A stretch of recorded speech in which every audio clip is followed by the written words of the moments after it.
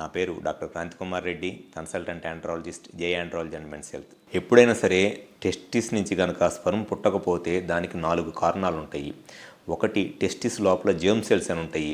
ఈ germ cells నుంచే sperm పుట్టేది. సో ఫస్ట్ అసలు ఈ జెర్మ్ సెల్స్ ఉన్నాయా లేదా అనేది చూసుకోవాలి. సెకండ్ వచ్చేసి ఆ జెర్మ్ సెల్స్ ఉంటే అవి ఫంక్షన్ చేస్తున్నాయా లేదా. థర్డ్ వచ్చేసి జెర్మ్ సెల్స్ ఉండి ఫంక్షన్ చేస్తున్నా స్పర్మ్ పుట్టి చనిపోతుందా అంటే ప్రైమరీ మెచ్యురేషన్ అరెస్ట్ అంటారు. ఇది స్పర్మ్ పుట్టి ఎర్లీగా చనిపోతుంటే. లేదు, స్పర్మ్ పుట్టి కొంత మెచ్యూర్ అయిన తర్వాత చనిపోతుందా అంటే సెకండరీ మెచ్యురేషన్ అరెస్ట్ అంటారు. ఈ 4 రీజన్సే ఉంటాయి టెస్టిస్ నుంచి స్పర్మ్ పుట్టకపోవటానికి, ఎజోస్పెర్మియా ఉండటానికి అంటే జీరో స్పర్మ్ కౌంట్ ఉండటానికి. ఏదర్ జెర్మ్ సెల్స్ లేకపోవటము, జెర్మ్ సెల్స్ ఉన్న ఫంక్షన్ చేయకపోవటము, primary maturation arrest, secondary maturation arrest. So ఈ 4 కారణాల్లో దేనివల్ల మీకు టెస్టిస్ నుంచి స్పర్మ్ పుట్టట్లేదు అని తెలిస్తేనే నెక్స్ట్ దానికి అసలు ట్రీట్మెంట్ చేయగలమా లేదా అనేది తెలిసిద్ది. ఇవన్నీ ఏం తెలుసుకోకుండా జస్ట్ ఏదో లేడీ డాక్టర్ ఇచ్చే మల్టీవిటమిన్ ట్యాబ్లెట్స్ వాడుకున్నారనుకోండి, మీకు పైసా ఉపయోగం లేదు.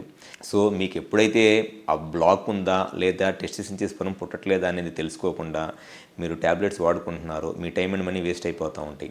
ఈ టైం అండ్ మనీ వేస్ట్ అయ్యే ప్రాసెస్లో మీ ఏజ్ పెరిగిపోతూ ఉంటుంది. మీ ఏజ్ అంతా పెరిగిపోయిన తర్వాత మీరు ఒక ఆండ్రాలజిస్ట్ని కన్సల్ట్ అయ్యి మీకు ఫలానా రీజన్ వల్ల మీకు ఈ ప్రాబ్లం ఉంది అని చెప్పి ఐడెంటిఫై చేసిన ఏజ్ అయిపోయిన తర్వాత కొన్నిసార్లు ఏ ట్రీట్మెంట్ చేసినా కూడా ఉపయోగం ఉండదు. ఎవరైతే స్పర్మ్ కౌంట్లో ఈ జీరో స్పర్మ్ కౌంట్ ఉండి లేకపోతే స్పర్మ్ కౌంట్లో ఏదైనా ప్రాబ్లం ఉండి పిల్లలు లేక బాధపడుతున్న దంపతులు ఉన్నారో, ముఖ్యంగా మగవాళ్ళు, మీరు పొర్రపాటున కూడా ఒక ఐవీఎఫ్ సెంటర్లోనో లేకపోతే లేడీ డాక్టర్ను కన్సల్ట్ అయినట్లయితే ఖచ్చితంగా మీకు డబ్బులు వేస్ట్, టైం వేస్ట్ తప్పితే వాళ్ళకి మగవాళ్ళ సైడ్ నుంచి ట్రీట్మెంట్ గురించి పైసా కూడా తెలియదు.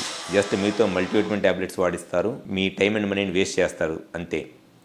మీరు ఒక ఆండ్రాలజిస్ట్ని కన్సల్ట్ అవ్వండి. ఖచ్చితంగా మీకు ఈ స్పర్మ్ కౌంట్ జీరో ఉండటానికి రీజన్ ఏంటి అనేది సింపుల్ టెస్టులు చేస్తే అర్థమైపోయింది. కరెక్ట్గా క్లినికల్ ఎగ్జామినేషన్ చేసి టెస్టిస్ సైజ్ ఎలా ఉంది, టెస్టిస్ నుంచి స్పర్మ్ బయటకు వచ్చే వ్యాస్ కానీ ఎపిడెమిస్ కానీ ఎలా ఉన్నాయి, హార్మోన్స్ ఎలా ఉన్నాయి అనే ఒక సింపుల్ బేసిక్ టెస్టులు చేస్తే ఈజీగా అర్థమైపోయింది. సో ఎవరిలో అయితే స్పర్మ్ కౌంట్లో బాధపడతా పిల్లలకి ఇబ్బంది పడుతున్న దంపతులు ఉన్నారో, ముఖ్యంగా మగవాళ్ళు, ఒక ఆండ్రాలజిస్ట్ని కన్సల్ట్ అవ్వండి. మీకు మ్యాక్సిమం బెనిఫిట్ జరిగిద్ది.